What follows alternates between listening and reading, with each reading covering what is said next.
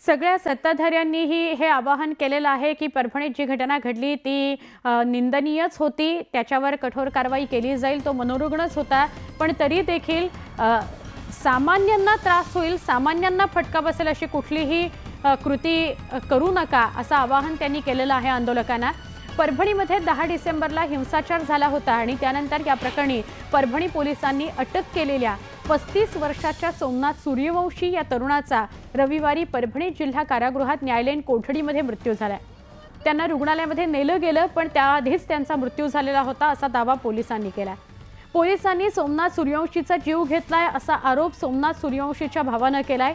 सकाळी सोमनाथ सूर्यवंशीच्या मृतदेहाचं शवविच्छेदन करण्यात आलं। यावेळी अनुचित घटना घडू नये म्हणून घाटी रुग्णालयाबाहेर पोलिसांचा तगडा बंदोबस्त ठेवण्यात आला होता। ज्या ठिकाणी माझ्या भावाचा घात झालेला आहे त्या ठिकाणी माझ्या भावाचे पार्थिव घेऊन जायचे आहे, तिथूनच मला न्याय भेटणार आहे।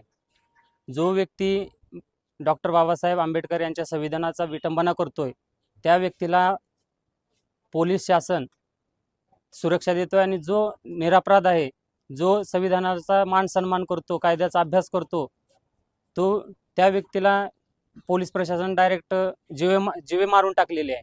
आमचा डायरेक्ट त्यांच्यावरती आरोप आहे पोलीस प्रशासनावरती। पोलीस हे लोकांचं संरक्षण करण्यासाठी असतात, तर ते डायरेक्ट कसलाही आमच्याशी कॉन्टॅक्ट न करता शनिवार रविवारची सुट्टी बघून कायद्याचा फायदा घेऊन त्यांनी माझ्या भावाचं मारून टाकले, माझ्या भावाला।